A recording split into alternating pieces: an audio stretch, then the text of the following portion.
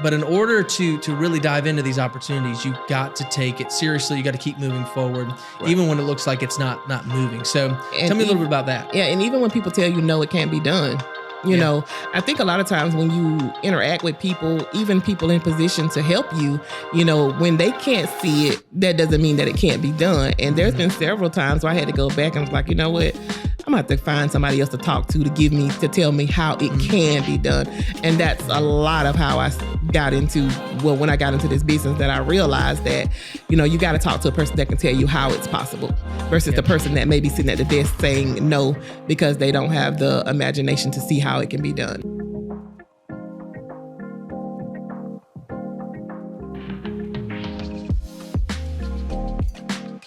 Welcome to the Americus Podcast, where we're learning what it means to become a next level neighbor, creating a place we enjoy with the people we love. Today, I am joined by Tiffany Terrell. She is a digital creator and a social entrepreneur making a difference in how people value and buy food. Thank you so much, Tiffany, for joining us on the podcast. Thank you for having me. Now, Tiffany, I got a chance to hear your name first from a lady that works at the Fuller Center for Housing. She mentioned so many good things. She said, you have to get her on the podcast, as I was telling her a little bit about what I do. And so I gave you a call, you responded, and we're sitting here today because of that. So thank you so much just for, again, coming on. And I would love to hear a little bit about we talk a lot in this podcast about values and what values mean and how they help to express the things that we do every day. And so let me ask you this question. How do people describe you when they hear your name? A person who is looking to get things done. And I always think about my granddad, and he always says, you take care of people and they will take care of you. And that's just been kind of my mantra of, you know, doing good by people and it comes back. You know, it's just the basic thing. You do good by people and people do good by you. Mm-hmm. Well, that's good. I mean, I know that when we talk about neighboring well together on this podcast a lot, and what we mean by that is that there's certain values that continue to come up that you have to be a good neighbor. And as I was kind of looking through some of your Facebook and some of the website to get a chance to get to know what you're doing, several things popped out to me. Number one, you are a risk taker. In life, you have to be a risk taker. A lot of times we get really nervous about taking risks because we know that there's failure, but failure is a part of learning to do it right. And no one ever does it perfect the first time. So you have to take risks. And so I see that you're a risk taker. The second thing is that I see tenacity in you. And that's what you were just talking about, getting things done. A lot of people have ideas. A lot of people have solutions to bad ideas. Some people can gather people together, but then the work still has to get done. And so you have that tenacity. I see that. You're out there, you're making a difference. And so those are two values. The other value I see is just the idea of responsibility, that you take responsibility, you take ownership for what you're doing. And that's really, really huge when it comes to being a neighbor. And so when I see those values, I want to hear a little bit more about your life. Where does those values come from? So can you share with me just a little bit about your life growing up? Where were you born? Tell me a little bit about your family dynamics. You know, where you have siblings, and then we'll kind of go on from there. So tell me a little bit about you. Yeah, so I'm from Meigs, Georgia, the big city of Meigs, Georgia. Okay. It's very small. We always call it the big city. I'm reared by my parents, my mother, my stepfather, my father, and grandfather. I have one sibling, one sister, and two stepsisters. And are you the oldest of those, or no? I got one stepsister that is older. Okay. And and then my family that I created is my husband and my son. We've been together for 18 plus years. Wow. Yep. So he great. Is my backbone.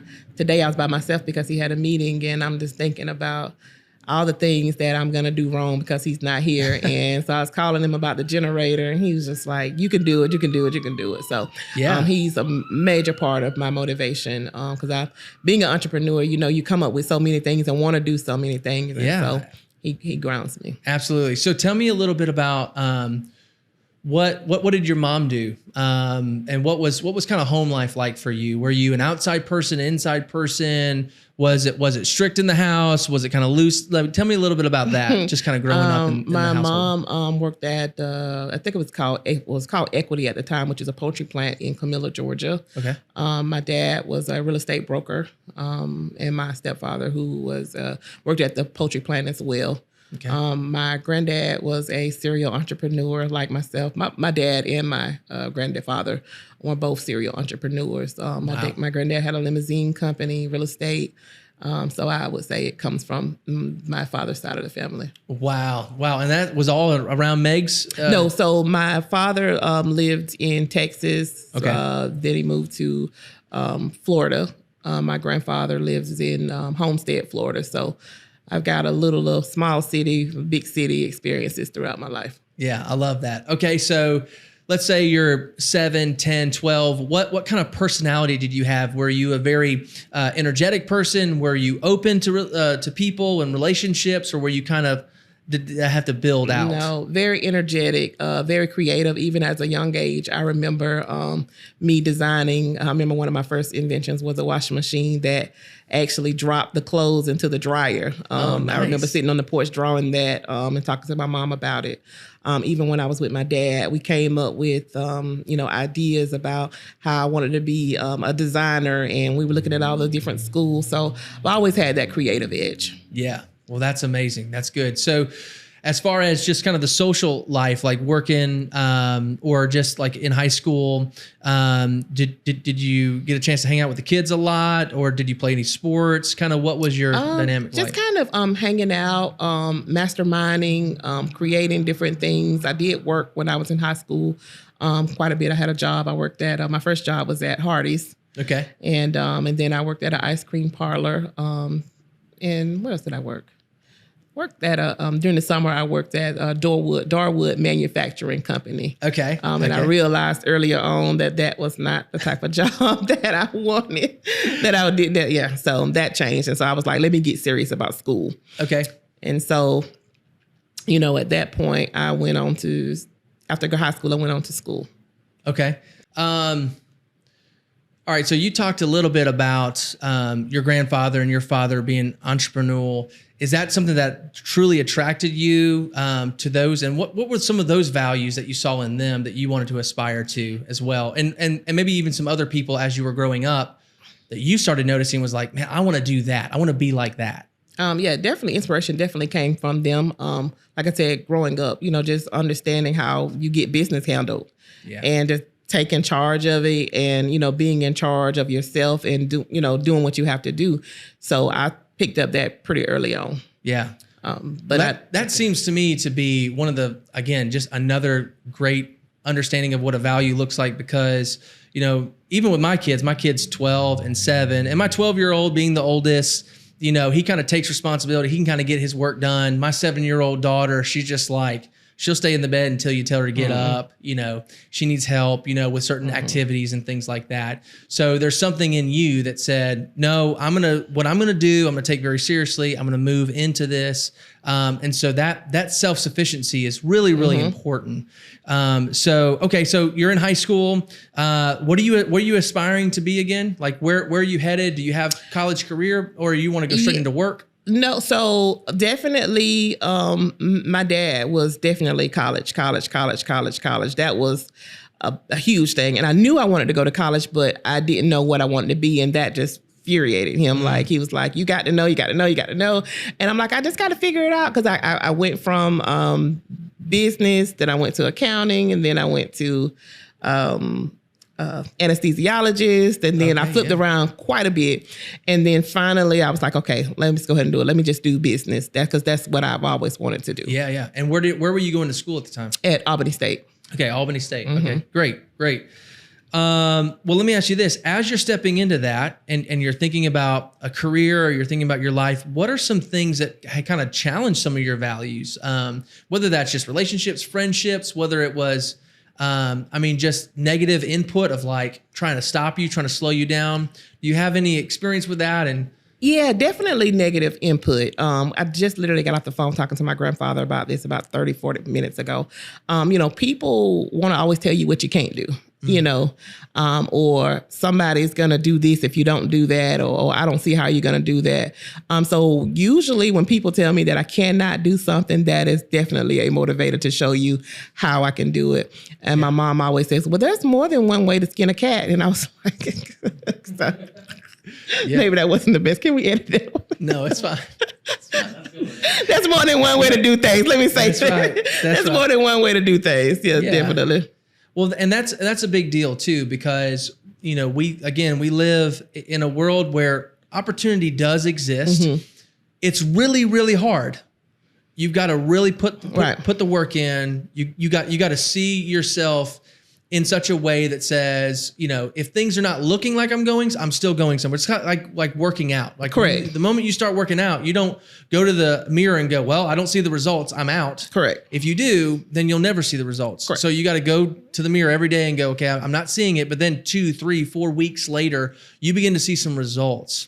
And a lot of people kind of quickly burn out because of, negative comments or because they don't see the results that they want. But in order to really dive into these opportunities, you've got to take it seriously. You got to keep moving forward, even when it looks like it's not moving. So tell me a little bit about that. Yeah, and even when people tell you, no, it can't be done. I think a lot of times when you interact with people, even people in position to help you, when they can't see it, that doesn't mean that it can't be done. And there's been several times where I had to go back and was like, you know what? I'm going to have to find somebody else to talk to tell me how it can be done. And that's a lot of how I got into, when I got into this business, that I realized that, you got to talk to a person that can tell you how it's possible versus the person that may be sitting at the desk saying no because they don't have the imagination to see how it can be done. Yeah, that's huge. And I think that's one thing at times I feel like the internet can be kind of a net negative because there's just so much in there that you're just trying to dive through and trying to figure out. But the positive aspect of it is you can reach out to people and see things and see videos and get training where maybe on an individual level, someone doesn't believe in you, can't see it, doesn't put the work in to help you. You can kind of find it somewhere else in this world where someone's saying, hey, there's value here. I'll share with you my knowledge. Correct. And so you can just start grinding that out and learning from that. So I think that's really, really huge. And again, in a world where there are obstacles, there are challenges. We have a history of challenges, even when it comes to race and those types of things. So what we're seeing now is there are opportunities that we can take advantage of. If we know where they're at, we have the access to it, and we can start moving forward. That's exciting. Like we're living in a world in which we can see that take place for probably the first time in many ways. Correct. And so let me ask you this. So kind of going in with your life, you're getting this business degree. What happens next? Well, you got to get a job because that's what people tell you. That's just kind of how society says. Yeah. You go to college and you got to get this job. So I immediately went to work in the financial industry. That's something that I grew to love. So I worked it for about 14, 15 years. Okay. Yeah. And of those 14, 15 years, my husband and I had a business that we started, but because society tells you that, you got to work, you got to pay your bills because business is inconsistent and, you want to make sure that you can take care of this and take care of that. We done both, until he told me, he was like, I think it's time for you to, because I can't do everything for you, Yeah. So, at that point, we had proven to ourselves and others that we could really hack this business thing. And that's when we actually launched. To have a husband that's supporting you in that way, to encourage you to take that step, take that risk. I want to kind of dive into that, but let me go back a little bit. So when did you meet your husband? How did that connection take place?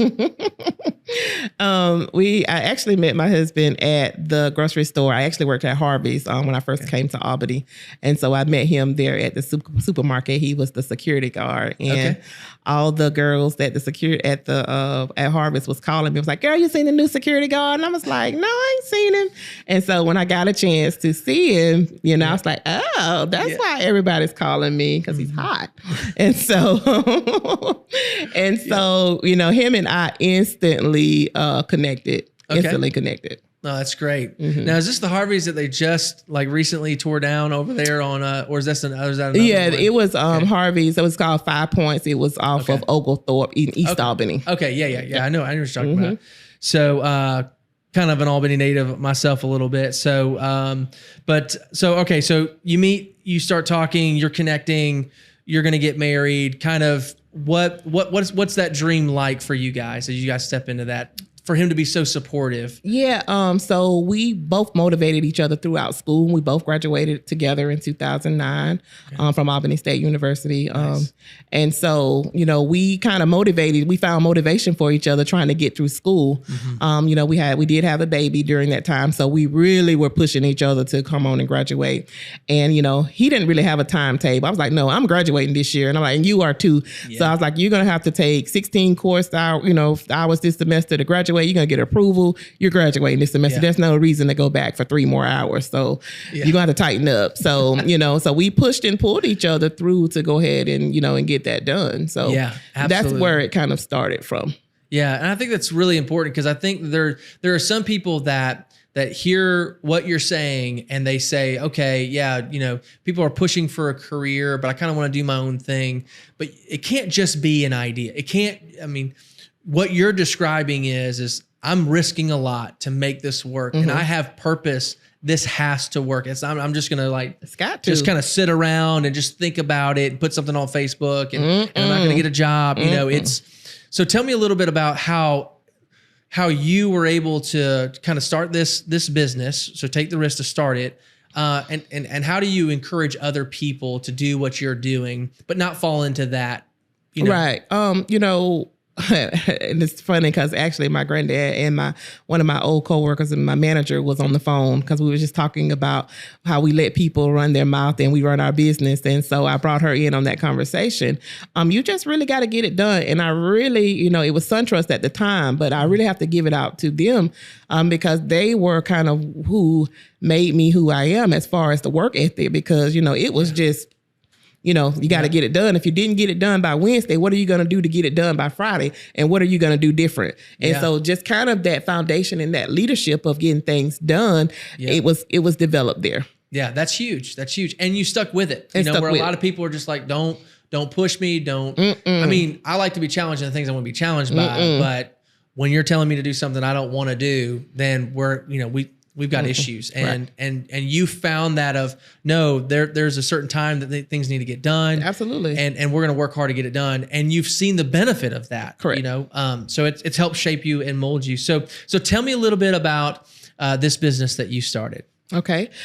So when we first, I actually we have an after school program as well, which my husband runs. And so we were going up looking for resources for grandparents raising grandchildren. And so I landed in this conference and they were talking about food insecurities with older people. Yeah. And so I was like, well, this is the wrong conference, but I'm going to stay anyway. And so they were talking about food insecurity and getting food to people who were in communities that didn't have grocery stores.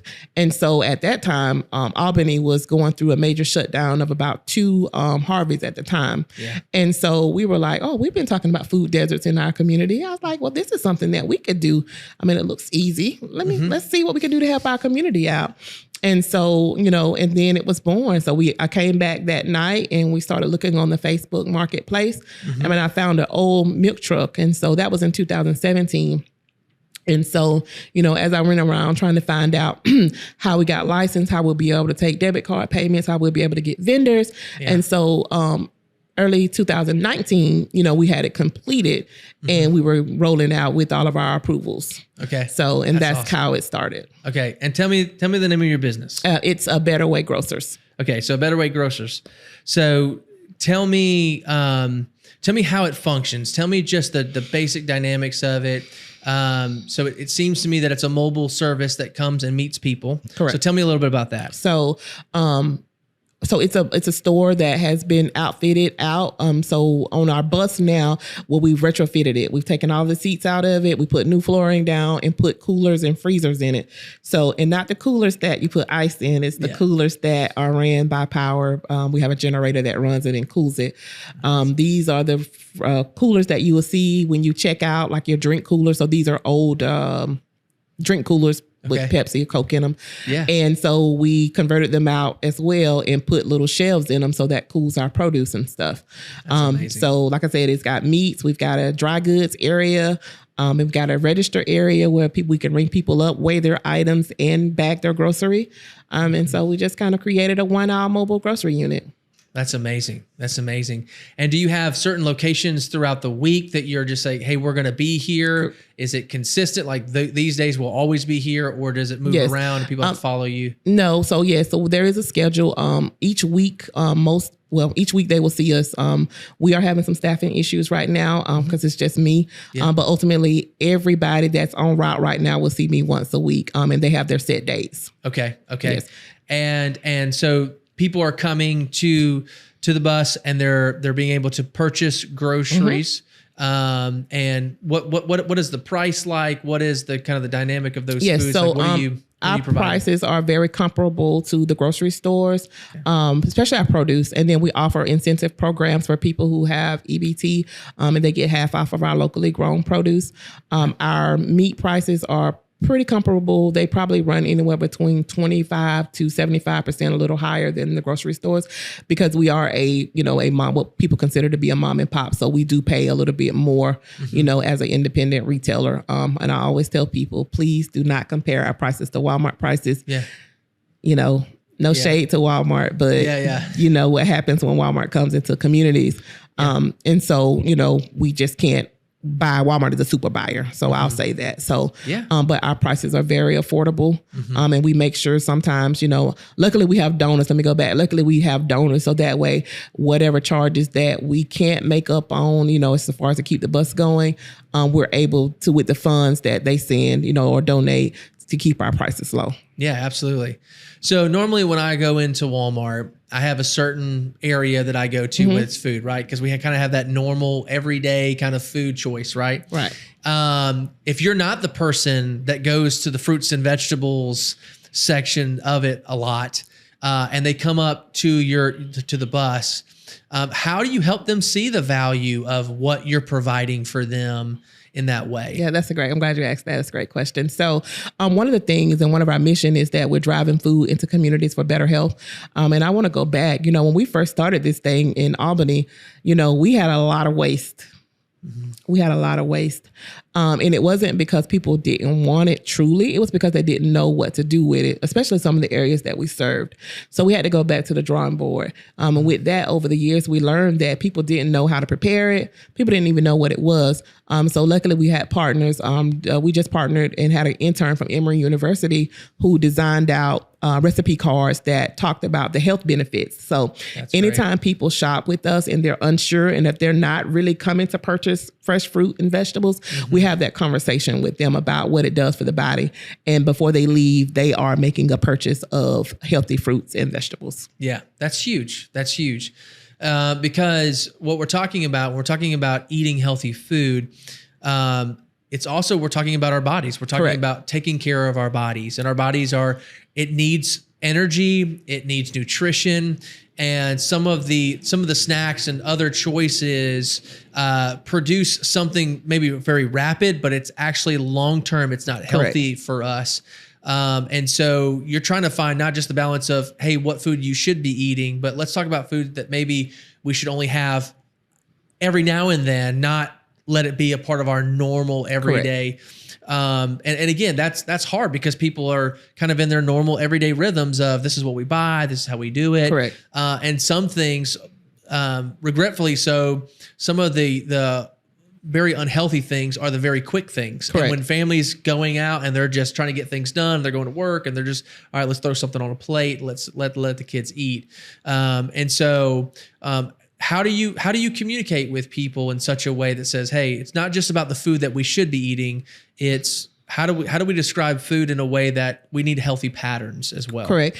So we look at the data that tells us, especially for African Americans, we're the highest on the totem pole when it comes to diabetes, high blood pressure, high cholesterol. So when we state those facts, we have to have those hard conversations with them on why. that it's important for them to eat healthy, make healthy choices, ultimately. And so once we start having those conversations and once we really start showing them the data and what it looks like for our community, we start to change their mind just a little bit, and I think because we are locally and we're ground floor to them and they can touch us, see us, and all of those things, I think we begin to build that trust so that they understand what we're talking about and how it relates to them. That's huge. That's huge. I've done some kind of different types of dieting throughout my life. And when I'm doing at my healthiest, when I'm drinking the right amount of water, when I'm engaging in the right types of sugars. So for example, fruits, right? Because the body wasn't created to have so much sugar at one time. Correct. Over and over and over again. You begin to think clearly. You begin to sleep better. You begin to maybe even help out with like snoring. I mean, there's so many health benefits to eating well. But at the same time, you're able to interact with people with the right energy. And we do need to communicate that largely because some people are just tired and they don't even know why they're tired. And a lot of times it has to do with our sleep, but that sleep has to do with our diet. And then it has to do with our exercise. So when you say healthy, you definitely want to address the whole person, but here goes the food area of our lives. And this is how it's going to affect sleep and make sure that you're exercising in a healthy way. So tell me a little bit about, in light of being healthy and making healthy food choices, what are some things that people need to stay clear of, in your opinion? Just in my opinion, definitely processed foods. Okay. Those quick, things that, especially when we give them to our children, noodles, Hot Pockets, things that they can cook on their own. We've had some young, parents who have, kids who are under 12 who are starting to see signs of hypertension. And that's because they are eating a lot of processed food. I'm not saying, not to have it because sometimes, you want it, but it cannot be a everyday thing. Cannot be an everyday thing. So if we can cut back on some of the processed foods and start preparing a little bit more fresh and incorporate that into our diet, or at least a fruit and a vegetable on your plate, I think we can begin to kind of make those shifts and changes. Yeah. And as far as, just in general, communities, groups of people, some things, again, they seem like they're taboo, but we're talking about food, we're talking about health. And if we can start making generational changes, I think will be very, very helpful, not just for them, but for their children and for their children's children.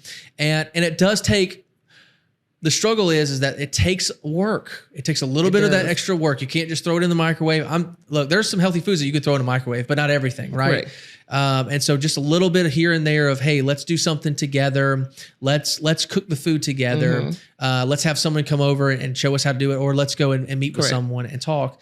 But you've got to be able to slow down. And I think that's probably very difficult in our lives now. So is that a part of it, just slowing down so that you can get the extra work in for certain food or exercise? And just undoing what what you've learned even as a child. I know, we had a vegetable with a meal, but we didn't have a fruit. Yeah. She's probably gonna get me. But we didn't have a fruit. And so now I've learned to make sure that I incorporate a fruit into our meals. We have our vegetable and our fruit. And I think if we could do something basic, basic as that, then we can start making those changes for generationally. Yeah, absolutely. All right. So we talked about the negative things about certain food, processed food. What choices do people need to start making to live healthy?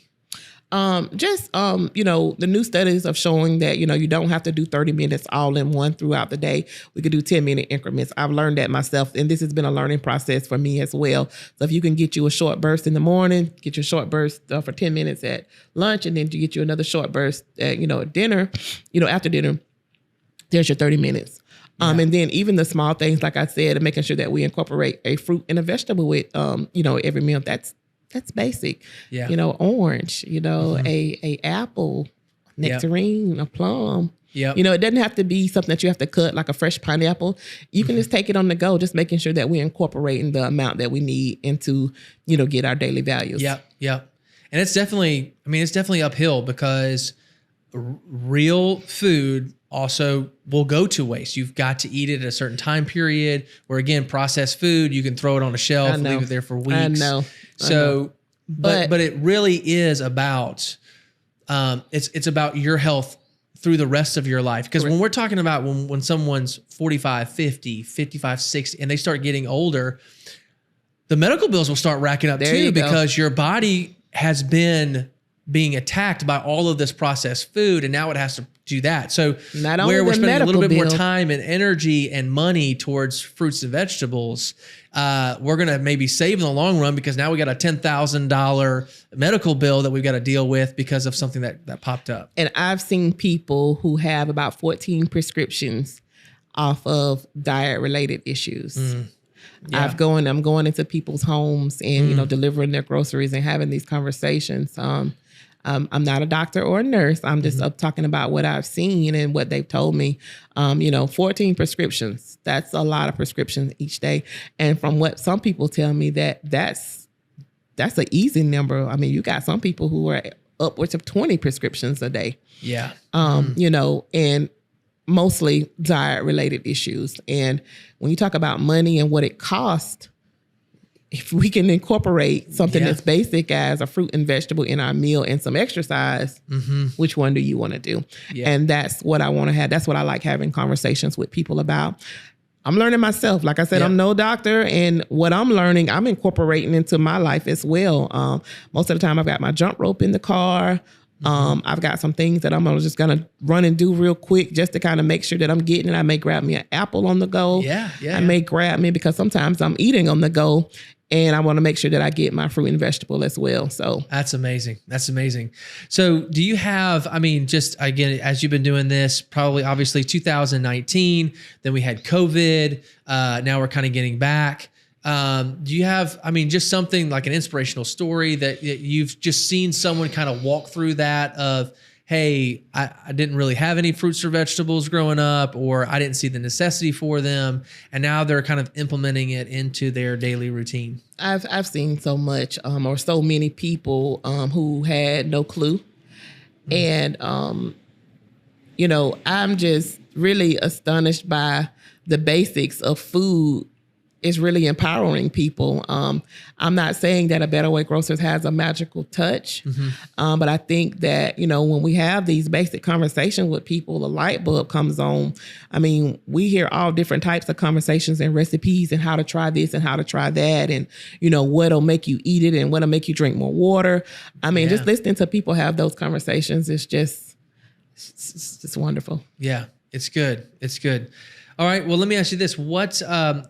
What do you specifically measure just as a business? Do you think about the people that are coming, or maybe the particular stories that are coming from that, or just how much produce you're able to get? Tell me a little bit about kind of how you guys measure that. We measure definitely about the amount of produce that we move. Like I said, we do have meat and we do have dry goods, but by far we sell primarily about 85% of produce. That's great. Makes up our That's sales. Huge. That's huge.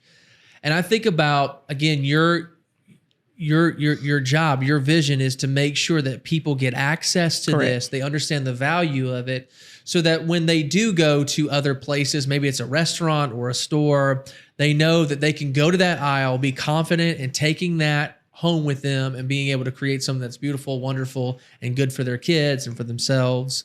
And I think that's very important.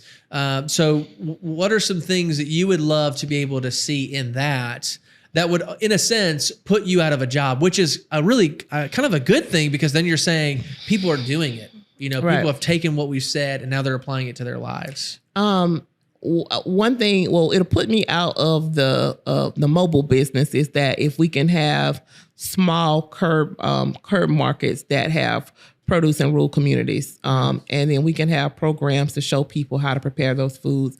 So it wouldn't necessarily put me out of a job, because people need food, but it would take our buses off of the road once we can have, little curb markets in, rural communities. Yeah. Or communities that do not have grocery stores. I'll say that. Yeah, that's huge. That's huge. All right. So we're talking about health, and you also are a part of another business that you helped co-found. Tell me a little bit about that business and how, in a sense, how that kind of is related, and now it's a part of what you do throughout the week. Yes. So it's called Healthy Influential Parents. When we first started this program, we were looking at low birth weight babies and looking at meal preparation for pregnant moms. And so overall, the program kind of evolved into working with teen parents around making healthy choices from STDs, STIs, and also reducing repeat pregnancies by teen parents. And so it's an overall optimal health app that was developed by our organization to work with teen parents across the country. Wow. And that's definitely a need. I mean, children that are kind of growing up, and then they become pregnant, and now they need community and they need support. And we were talking a little bit earlier before we started the podcast about there is a standard. There's a standard of excellence that we want to see in family dynamics, because we know that that's the best scenario for people to grow up in. Correct. That's the point, is what is the goal? What is the best case scenario? And then we encourage people, like you said, with food. This is the best case scenario. This is what would be healthy and good. But where are you? And how do we help you in this moment at this time to support you to see that, this is valuable and we should be pursuing this as we support one another with where we're at. So do you agree with that? Or do you see the value in kind of what you're doing and how that's? Yeah, I think I wholeheartedly agree with that. I think for some time, or I don't understand why, people assume the worst of people, rather if they're low income or if they live in areas that don't have grocery stores.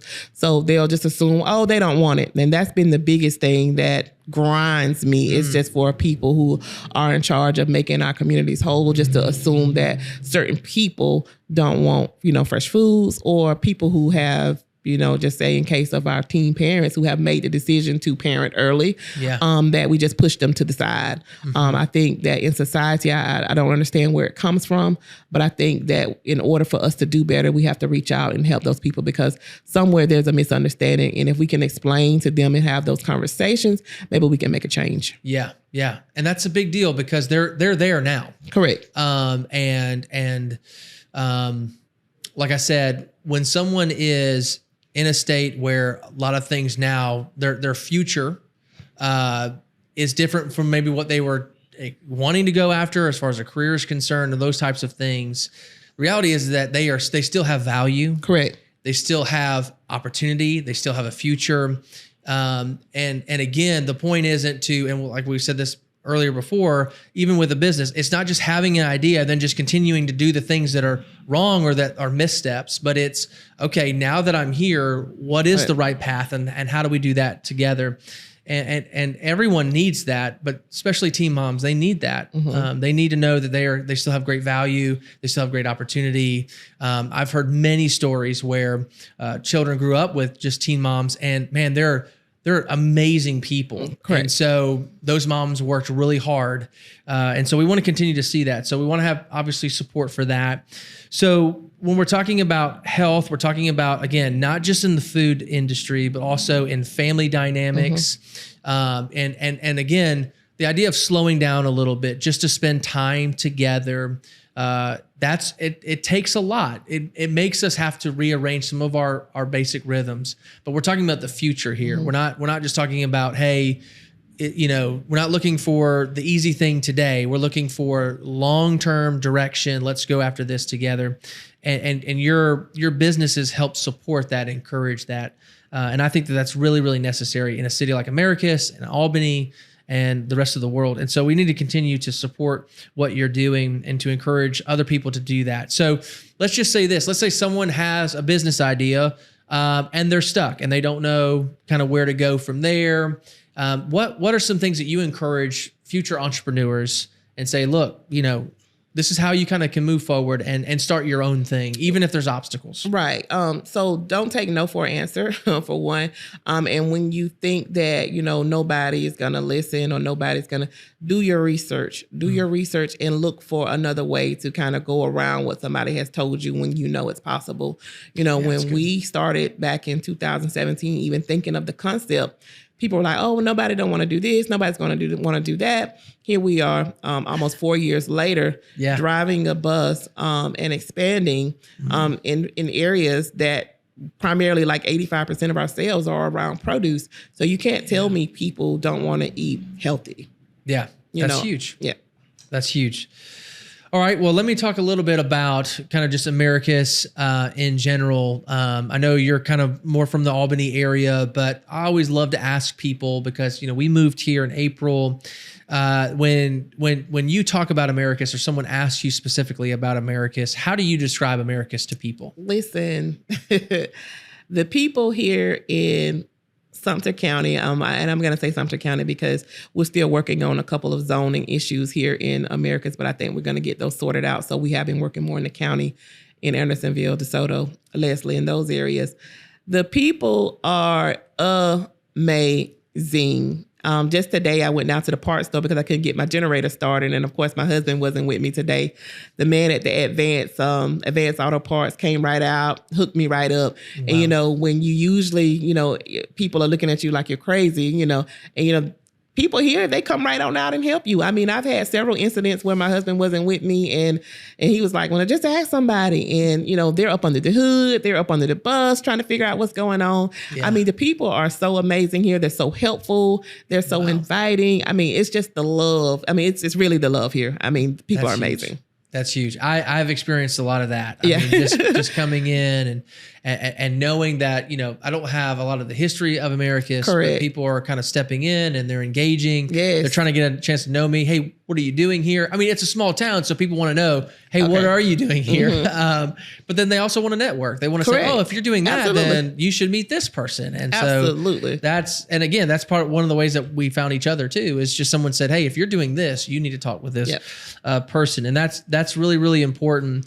And it's something that we need to continue to do, not just in small towns, but everywhere and we've talked about this before on the podcast a lot, is we have forgotten what it means to people, and our communication has become more just transactional. Hey, just what can I get from you? Hey, and after that, and it's a lot of times, and even with the students and the teens, and we were talking about with like teen moms and things like that, it's some of the relationships are very much like, what can I get out of this relationship? And if I can't get anything else out of this relationship, or this relationship goes sour, therefore I'm out. And what we're doing is we're creating relationships that are very transactional instead of very committed and sacrificial, and saying, hey, I'm in it for you. I'm not in it for me. I'm in it for you. And that's the basis of my business. And I think, people who are in charge of, making sure that we have, great communities, I have to explain to them sometime, I have people, my husband, he works day and night to make sure that I can still go out and wave and smile and,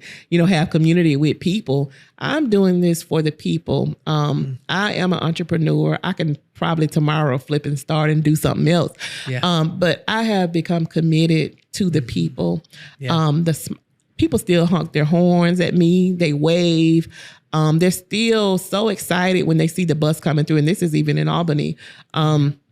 We just really got to serve the people, and the rest will take care of itself. And I truly believe that because I've seen it. Yeah. I've seen it from not having any income, just making sure the bus can take care of itself, to me being able to start and do different things. And it finds a way to pay our bills. So, when you take care of people, they take care of you. Yeah, that's huge. Mm-hmm. That's huge. And even like you were just saying, you run into a lot of no's when you start something. And even with, like you said, just trying to find a location, it's very important that people understand that when you do something that's really important, the no's are means to a yes somewhere. And some people can hear 10 no's and feel like, well, like you said, this is not going to happen. Or maybe people don't like me and people are coming against me. Maybe it's because I'm this way, or I talk this way, or I act this way. A lot of times it's because you're starting something new. Correct. And people in general are, kind of fearful of a new thing. And so they're just kind of resistant, but you continue to be consistent. Correct. And you just do your, like you said, you do your homework, and you could do great things. And that's what I get excited about too, when I talk about neighboring, because you'll have a bunch of, people in your life that are going to say no to you. But you don't want to just let that be your identity. Correct. Is I'm the person that don't say that. Correct. You just keep moving forward. Right. Because most of the time people that tell you no, they just really they don't know themselves. Yeah. And that's been the case with this, trying to get in on a bus. They were like, well, how are you going to do this on a bus? And how are you going to do this? And how are you going to do that? That part is for me to figure out. Yeah, you tell me how I can get this part done, and I'll show you how I can do the rest. Yeah. I love that. I love that. Okay. Well, when we're talking about Americus, I love to talk about the future of Americus. Honestly, the future of any rural city. But in Americus specifically, what are some things that you would love to see for a small town like this in the next 5 to 10 years that gets you excited when you think about Americus? Definitely, I'm going to say first and foremost, healthy communities. We have a lot of partners who are invested in seeing the health of communities.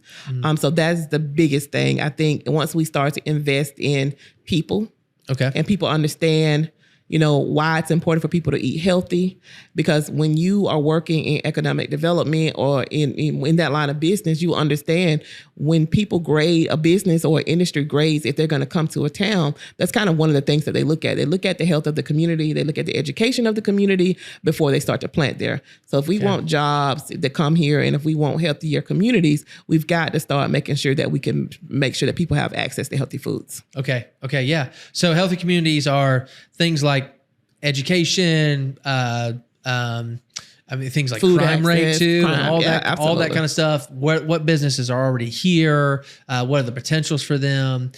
Family dynamics, people getting along with one another in their personal homes and then in their neighborhoods. Those are healthy communities. Correct. And what you're doing in that as you come to some communities, you're just reinforcing those things of great value that a lot of families, again, they have those values, but a lot of times they don't get to see it modeled as much as they should, or practice. Like, I have it, I just don't know what to do with it. So again, just like food, I have this food, I don't know exactly how to do it. And so that's going to be really huge. So in order for that to take place, I love to ask 3 questions. So in order to see healthy communities in a town like Americus, what is something that we need to start doing? What is something that we need to stop doing? And what's something that we never stop doing in order to see that take place? For one, the things that we need to start doing is just making sure that we're taking care of people who just don't have a way. A lot of times people are not as fortunate as others to see things through. And I'm just going to go back to eating healthy meals. And I think it's incumbent of us to make sure, especially with our seniors, our children and our seniors, we've got to make sure that we take care of them. A lot of things that they encounter are really not their fault. It's an environmental thing. And I think that we have to make sure that we're taking care of the environment so that people can have access to a lot of things. Yeah.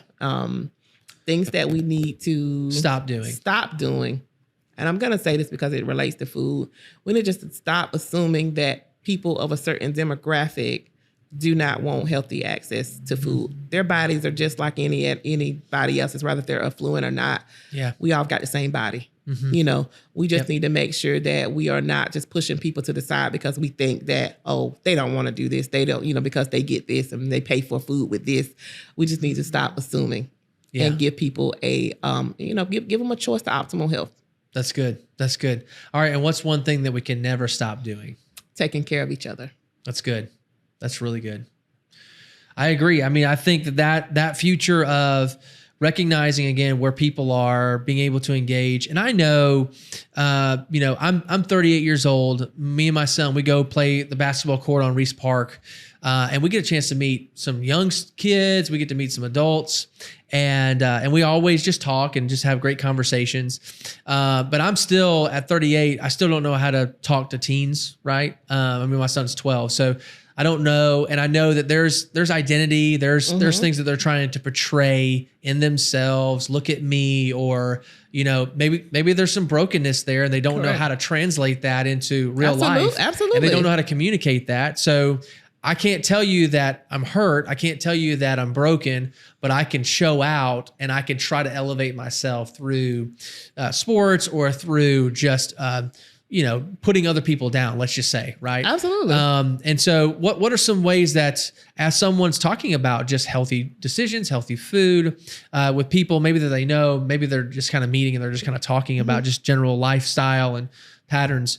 What are some things that you would encourage people like me to say, hey, yeah, you listen, how would you kind of help with that conversation? First, you got to build that trust. So if you're at Reese Park, you got to make sure that you're showing up there and you're being consistent with those people, whoever's there, doing special things just to kind of get their attention, to show them that you care. And once you start to build that trust, you can start breaking down those walls. They got to trust you. Yeah. And I'm just talking from experience of working with, a teen parent group who they're like, oh, I don't know who you are and what make you so, and this, and you're being judgmental just like everybody else. No, I'm not. Yeah. What is it that you need? What is it that I can do for you? Yeah. That's good. Start with smaller things and you develop that bond and develop that trust. And once you get that, you can get them to do pretty much anything. That's good. I know one of the things that I struggle with just in general, which I've been learning a lot more, which is why some of the things I do the podcast, because I'm learning how to listen more, but I kind of go into things assuming that I know what a particular need may be. But honestly, the best way to do it is just ask. Correct. And it may not be the thing that they specifically need in that moment, but whatever that response is, they kind of want to see how you're going to handle that. Exactly. And how you handle that may lead to a greater need or a deeper need. But it just takes conversations. And again, it takes slowing down. So it's consistency. Like I said, they can't see you one time and then, you see them in the next 3-4 months. And it's kind of like, it's almost like abandonment in a sense. You got to be consistent when you're trying to help people and showing them that you're there. And that you can provide them with whatever that they need, and it's not, and sometimes people think it's money. It is not money. Yeah. It is not, sometimes people will be like, oh, they just won't know. Sometimes it's just time. Sometimes it's just attention. Yep. Attention, connection, community, something. Yes, absolutely. Something like that. And like I said, because things are initially transactional, that's what it feels like. But then you just have a conversation and say, well, I mean, if it is someone who's just asking for money, say, look, I mean, I can help out, but you can't come to me every day. Correct. It's not going to work. Absolutely. But I'll sit here and talk with you and we'll talk about your day and your school. And they're just like, all right. And you just have a normal converswell, about, whatever that is. This is what I would do to get around that, just having those conversations. Well, have you looked at it this way? Well, what about this? Because sometimes people have no clue. And when we look at generational poverty and what it looks like, it's a lot of bad decisions that are made, but the only decision that they had was who somebody was in the same predicament as them. Yeah. And they really didn't know any better or never looked at it from your point of view. Yeah. And we thought that they did, but they didn't have the tools to make the best decision. So just really talking with people and understanding where they're at. Because sometimes the mindset is huge. Yeah. And sometimes I'm left like, I'm exhausted, but I'm like, oh my God, they really thought that. Yeah. And it's like, and then you go to, okay, this is what we can do. Yeah. And to help them make better decisions, because when they make better decisions, that'll get them to the next level. Yeah, that's huge. That's huge. All right. Well, let's spend a little bit of time kind of like landing the plane. And so I want to ask just some quick rapid fire questions, get a chance to get to know you a little bit better. And so I'll ask you probably about 5 or 6 and just kind of whatever comes to mind. So first question, if you had to delete all but 3 apps from your smartphone, which ones would you keep? I would keep my banking app. I would definitely keep Facebook. I would definitely keep Facebook. And it's for the marketing thing too, right? Just for the marketing thing. That's my connection thing. Yeah. And then I would also keep my Mint app. That just kind of, lets me know. I do have a financial background, so I always like to know where things are going. So I'm definitely a numbers person. So definitely that. That's awesome. Yeah. That's awesome. Which is another thing we'll probably get into maybe in another podcast later, but the financial aspect too, it helps you to be healthy too, making sure that you understand a good budget, making sure that you're not finding yourself, spending money that you don't have, Correct. and then putting yourself in a situation Correct. where you can't buy a little bit more expensive food because it's healthier food Correct. for you. And Correct. so that's a whole nother podcast. We can talk through that. So financial planning is really, really key when we're talking about health. So, all right. So tell me one of your favorite books that you've read recently, or that you always just recommend to people. Oh, I'm a magazines type of girl, Okay. As well. That would definitely be like a entrepreneurial magazine. I'm always on that page on Nice. innovation, trying to see what's next. I'm always looking at artificial intelligence. I'm always watching stocks and tradings, and reading about them as well. Trying to see where we're going, so that way we can be better prepared. That's good. Yeah. That's good. It's changing very rapidly. Yes, So yes. it's very important to try to keep up as much as you can. Better. But like you said, the commodity that the internet cannot provide is genuine relationships. And when you can do that, your marketing value will come over time, but it'll be genuine and it'll be good. And so you just can't get that from the internet. No. I don't know people when I just talk to them on the internet, but when I meet them and I talk to them, I see their face and I see their souls through their eyes. There's something about that the internet can't provide. So I love what you're doing about getting out there and just meeting people. Thank you. So that's really huge. All right. What's your favorite item that you've bought this year? A plane ticket. Plane ticket. Where are you going? We're going to Panama. Okay. And then we're going to Colombia. That is something that my family does quite a lot. Wow. We travel. That was one of our goals once we all got financially straight. And that would be my mom and my sister. Is to travel the world together. We're all adults now, and we have children, so we definitely want our children to learn through experience of travel. Okay. I'm interested in traveling the world. What brought you to it? Well, let's start here. Let's start in Panama and then Colombia. We've do it. We've done it for the last 7 years. Okay. So we travel. We were gonna do all 50 states, but some of the tickets, it's like, we might as well just go internationally.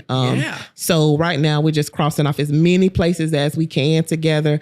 And luckily this airline, I call Copa Airlines, where you can do a free layover. Yeah. And so it stopped in Panama. So you get the option to stay for as many days and then move on to your next destination. Wow. So why not do a 2-for-1? Yeah, that's awesome. I like that. It's a great idea.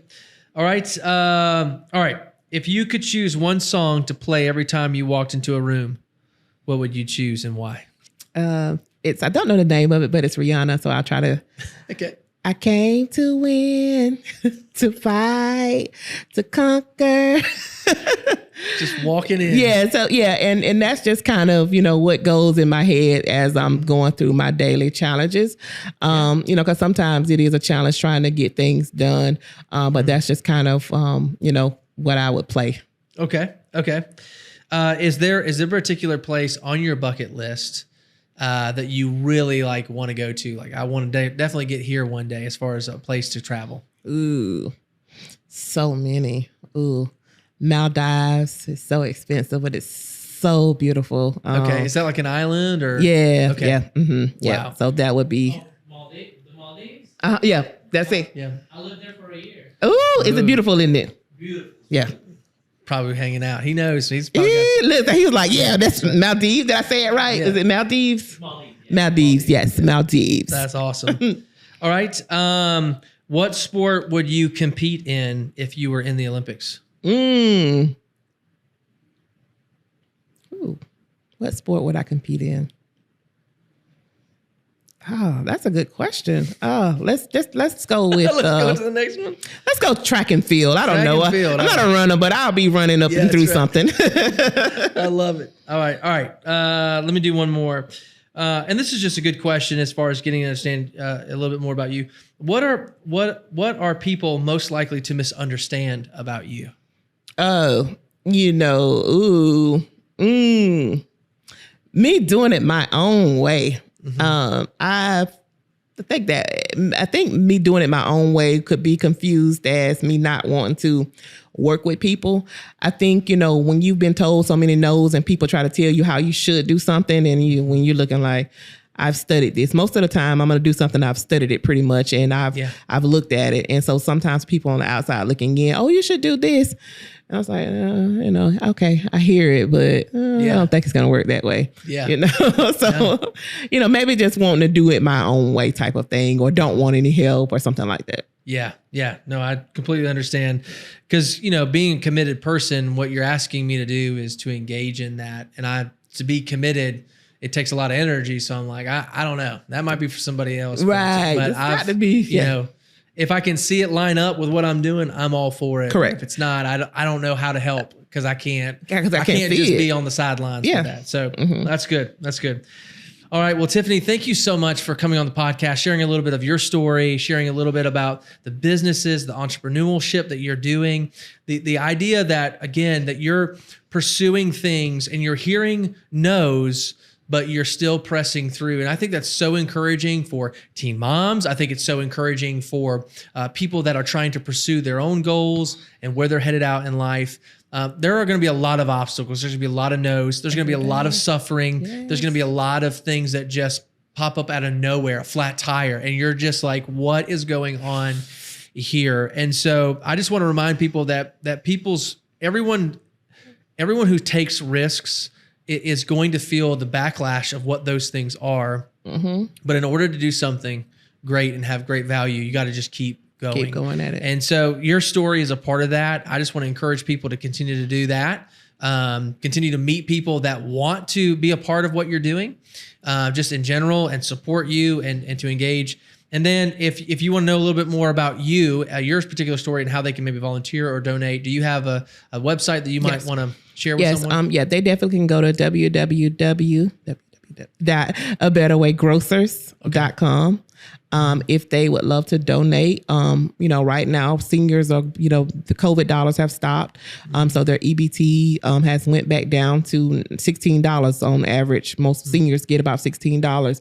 So if they definitely want to donate, it helps us pick up the tab for being able to have them to purchase more, fresh fruit and vegetables. Okay. So they definitely can go to the website and click the donation link. Or if they just want to volunteer and get involved in the work, because we definitely need help. I'm needing drivers drastically. Definitely give us a call at 229-343-0445, and I can definitely tell you where you can help us at. That's great. That's great. Well, like I said, continue to do what you're doing. We'd love to hear a little bit more, and maybe we can have you on the podcast a little bit later on to hear about things that are going on and how they're continuing to evolve from where they're at today. Absolutely. So, thank you so much. So much. Awesome. All right. That's it? Yeah, that's it. Wait, don't turn the camera off. I got to take a picture of it. Oh, yeah. Of the screen.